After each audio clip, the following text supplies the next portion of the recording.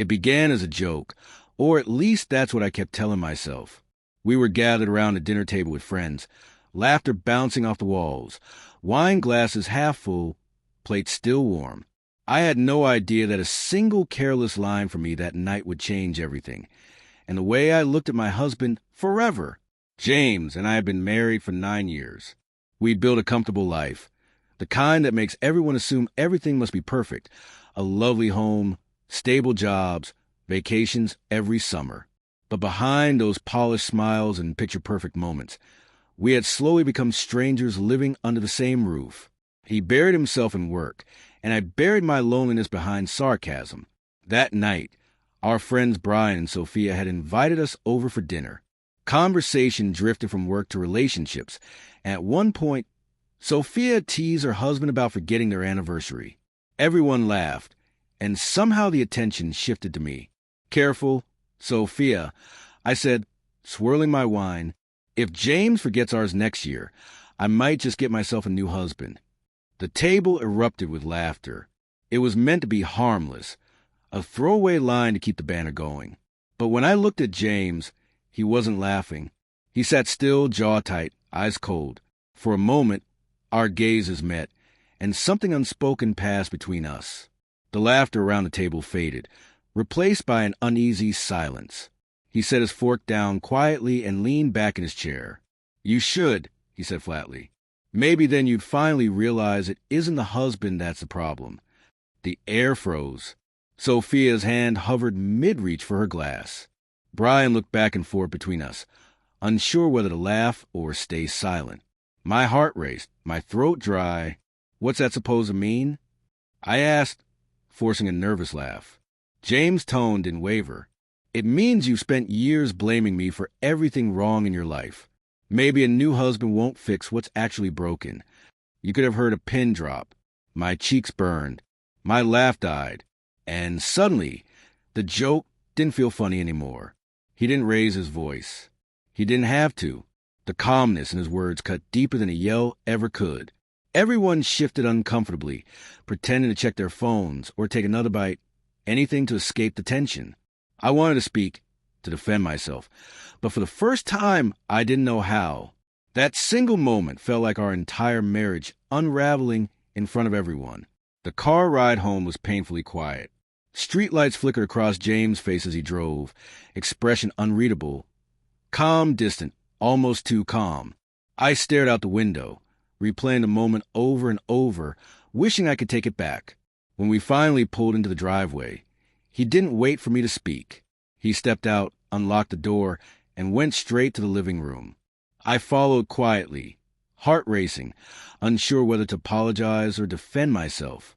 He poured a drink and sank onto the couch, elbows on his knees, staring at the floor. "You think it's funny, don't you?" he said without looking up, "turning our marriage into a joke for other people." I swallowed hard. "It was just a joke, James. You're overreacting." He let out a small, bitter laugh. "Overreacting? You humiliated me in front of our friends. Emily, do you even realize how often you do that? How often you make me the punchline?"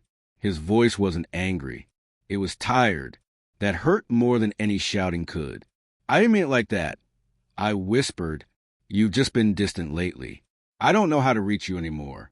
And sometimes humor is the only way I can get your attention." He finally looked up, eyes dark, filled with something I hadn't seen in years. Exhaustion. "You don't try to reach me, Emily. You try to wound me." Every sarcastic comment, every jab in front of people, it's like you want to feel small so you can feel in control. That hit me hard, because deep down I knew it was true. He stood and walked toward the hallway. "You don't need a new husband, Emily," he said quietly. "You need a mirror." And just like that, he disappeared into the bedroom, leaving me alone in the living room, shaking. The weight of his words crushed me, not because they were cruel, but because they were true. Somewhere between missed date nights, long work hours, and petty arguments, I had stopped being his partner and started being his critic. I sank onto the couch and stared at the empty glass he left behind, wondering when love had turned into rivalry. I thought about the early days, late-night talks, effortless laughter, the way he used to look at me like I was his whole world. Now I couldn't remember the last time I'd seen that look. The next morning, the house felt different. Quiet in a way that wasn't peaceful. James had already left for work. His coffee mug was rinsed, his jacket gone, his side of the bed perfectly made. I sat there staring at the empty space he left behind, the echo of his words still ringing in my head. You need a mirror. It haunted me all day. I replayed every time I made a funny remark at his expense, at dinners, gatherings, even in small moments at home. It was true. I had turned my resentment into entertainment, sarcasm into communication, cruelty into confidence. Maybe I thought I was proving I didn't care that he'd grown distant. The truth was, I cared too much. That evening, I tried calling him, but he didn't answer. I texted, "Can we talk tonight?" No reply. Hours passed before the front door finally opened. He didn't look at me when he walked in. "Dinner's in the fridge." I said softly, "I made your favorite." "Thanks," he muttered, setting his keys on the counter. The wall between us was thick, unbreakable. I took a deep breath and finally said what I should have said that night. "James, I'm sorry for what I said. For all the jokes, for making you feel small when I should have made you feel loved." He paused. "It's not just about last night, Emily. It's about all the nights before it. You used to build me up. Now it feels like you only look for ways to tear me down." Tears filled my eyes. "I know," I whispered, "and I hate that I became that person. I just felt invisible, James. Like no matter what I said or did, you were somewhere else. So I tried to make you notice me, even if it meant hurting you." He looked at me, really looked. The anger had faded, replaced by something heavier. Sadness.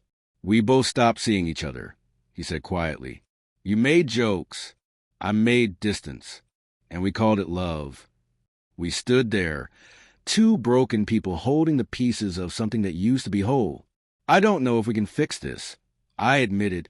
He sighed, rubbing the back of his neck. "Maybe not, but we can stop making each other the enemy." For the first time in a long while, we sat down and talked. Not as husband and wife trying to win, but as two people try to understand. And in that fragile silence, I realized something. Sometimes the harshest words are the ones that finally make you see the truth.